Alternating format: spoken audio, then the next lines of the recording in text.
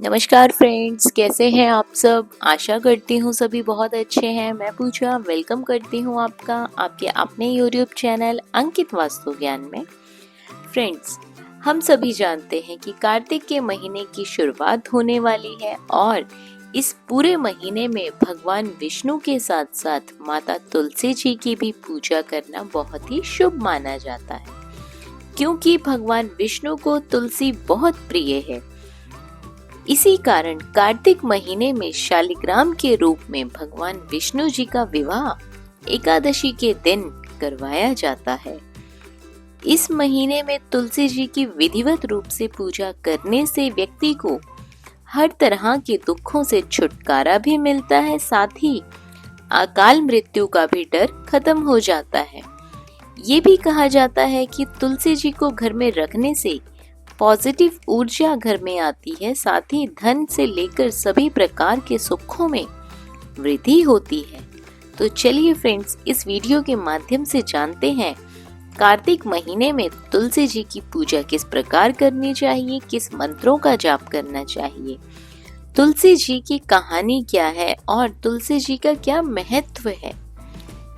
Friends, यदि आप हमारे चैनल पर नए आए हैं और आपने अभी तक चैनल को सब्सक्राइब नहीं किया है, इस तरह की जानकारियां आपको भी अच्छी लगती हैं तो चैनल को सब्सक्राइब कर लीजिए, साथ ही बेल आइकन के बटन को दबा लीजिए ताकि हमारी आने वाली वीडियोस की नोटिफिकेशन सबसे पहले आपके पास पहुंचे। तो फ्रेंड्स, आपको करना क्या है कि रोजाना सुबह नियमित रूप से उठकर सभी कामों से निर्वित होकर स्नान आदि करके स्वच्छ कपड़े धारण कर लें।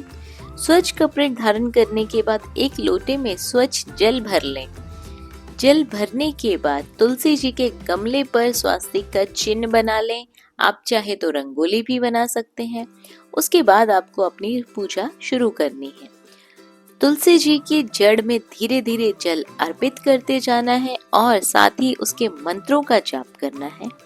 मंत्र कुछ इस प्रकार है: महाप्रसाद जननी सर्व सौभाग्यवर्धिनी आदि व्याधि हरा नित्यम तुलसी त्वम नमस्तुते।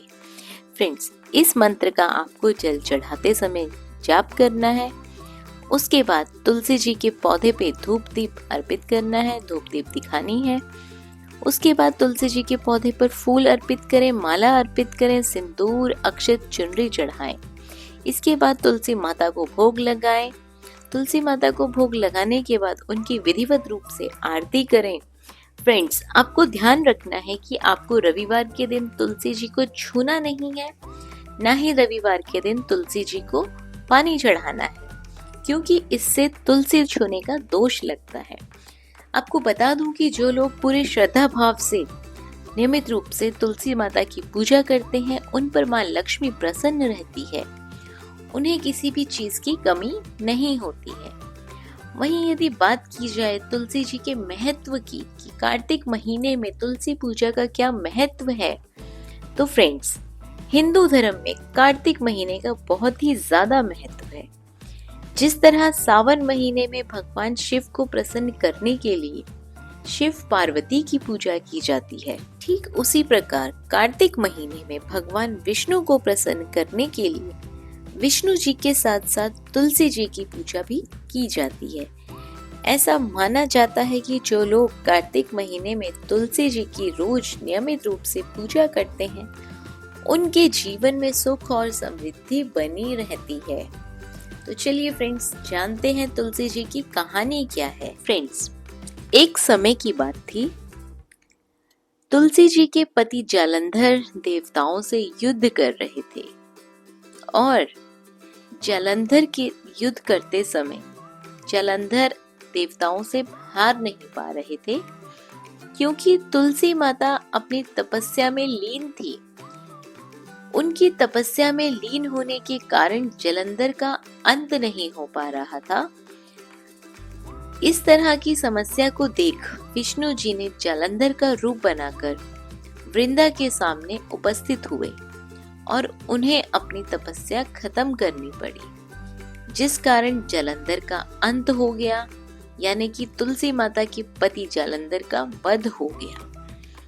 वृंदा ने श्री हरि विष्णु को पत्थर का बन जाने का श्राप दे दिया। उस समय सभी देवताओं ने तुलसी जी से यानी कि वृंदा जी से प्रार्थना की कि वे श्री हरि विष्णु को अपने श्राप से मुक्त कर दें। उनकी प्रार्थना में तुलसी माता ने अपने आप को भस्म कर लिया और विष्णु जी को श्राप से मुक्त कर दिया। भस्म करते ही तुलसी माता उसी समय उस राख से एक पौधे की बन गई, जो कि वृंदा अर्थात तुलसी कहलाई गई।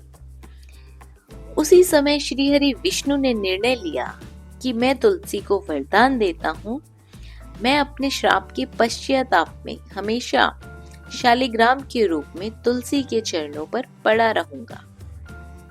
यही कारण है कि तुलसी जी की स्थापना करते समय बिना शालिग्राम के यदि तुलसी जी की पूजा की जाए तो पूजन अधूरा माना जाता है।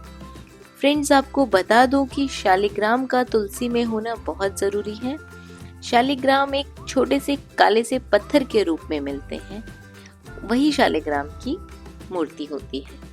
फ्रेंड्स, एक बात का विशेष रूप से आपको ध्यान रखना है कि रविवार के दिन तुलसी जी के पत्तों को तोड़ना नहीं है, उनको छूना नहीं है।